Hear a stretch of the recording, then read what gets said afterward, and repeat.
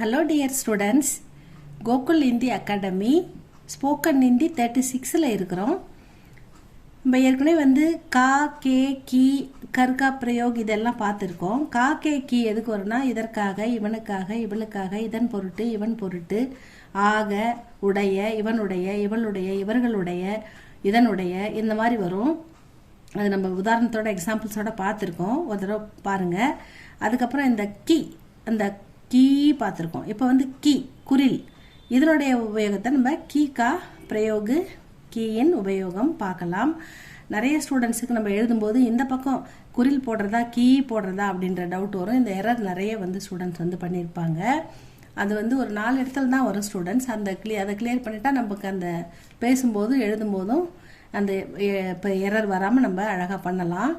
அதுக்கான யூசஸை நம்ம பார்க்கலாம். இந்த கீயோடைய உபயோகம் வந்து இந்தியில் வந்து கீ means that conjunction in Hindi only the direct speech is used. டைரக்டுக்கு மட்டும் அதை யூஸ் பண்ணல. சம் மாடர்ன் ரைட்டர்ஸ் வந்து அதை இன்டைரக்டுக்கும் யூஸ் பண்ணியிருக்காங்க.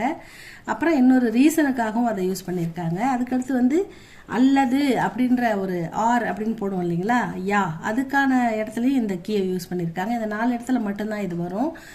அது மட்டும் நம்ம தெரிஞ்சுக்கிட்டோம்னா நம்ம இந்த எரர் எப்பவுமே பண்ண மாட்டோம். பேசும்போதும் எழுதும்போதும் நம்ம வித்தவுட் கிராமட்டிக்கல் மிஸ்டேக் இல்லாமல் அழகாக எழுதுவோம். ஸோ அதனால் நம்ம இந்த கீயை இன்னைக்கு பார்க்கலாம். கீ means that conjunction in Hindi only the direct speech is used. டைரக்டுக்கு எப்படி சொல்கிறாங்கன்னா, உதாரணத்தில் மாரன் நே கஹா கி மை மந்திர் ஜாவுங்கா, மை மந்திர் ஜாவுங்கா, மை படுங்கா, மை சோவுங்கா, மை கல் நை ஆவுங்கா, வகுக்கல் ஆயேகா, இந்த மாதிரிலாம் வர்றது எல்லாமே டைரெக்டாக வர்றது எல்லாமே வந்து டைரக்டுக்கு யூஸ் பண்ணுறது தான். அவன் சொன்னான் நான் வரமாட்டேன்னு, அவள் சொன்னால் நான் படிக்கிறேன்னு, அம்மா சொன்னாங்க நான் சமைக்கிறேன்னு, இந்த மாதிரி மீனிங்லலாம் நம்ம அழகாக எழுதலாம். புவனானே கஹா கி மை பாட் லிக்குங்கா, நான் பாடம் எழுதுவேன், ஊங்கா எழுதுவேன் ஃபியூச்சரில் சொல்கிறாங்க. ஜாவுங்கா போவேன், நான் மை மந்திர் ஜாவுங்கா, நாம் கோயிலுக்கு போவேன் என்று அவன் சொன்னான். அந்த மாதிரி மைனே மானே கஹா, அம்மா சொன்னாங்க கி மை ஆஜ் கஹி நஹி ஜாவுங்கி, நான் இன்னைக்கு எங்கேயுமே போகலை. ஆஜ் டுடே, கஹி எங்கேயுமே, நஹி ஜாவுங்கி நான் போகலை அப்படின்ற மீனிங்கில் இதை அழகாக எடுத்துக்கணும். இதில் வந்து பட் சம் மாடர்ன் ரைட்டர்ஸ் வந்து இதை யூஸ் த இன்டைரக்ட் ஸ்பீச்சுக்கும் யூஸ் பண்ணியிருக்காங்க. கிரினே கஹா கி வகு, இந்த கீ இணைப்பு சொல்ல வருது பாருங்க. கிரி சொன்னான், தட்டுன்னு போடுவோம் இல்லைங்களா, அதுதான் இங்கே எழுதியிருக்கோம். கி வகு சென்னை ஜானா சாகத்தாக, அவன் சென்னை போகணும் அப்படின்னு என்கிட்ட கிரி சொன்னான் அப்படின்னு சொல்கிறாங்க. மேரா தோஸ்த்னே கஹா கி வஹ் கல் ஸ்கூல் நை ஆயாத்தா, அவன் சொல்கிறான் நேற்று நான் ஸ்கூலுக்கு வரல.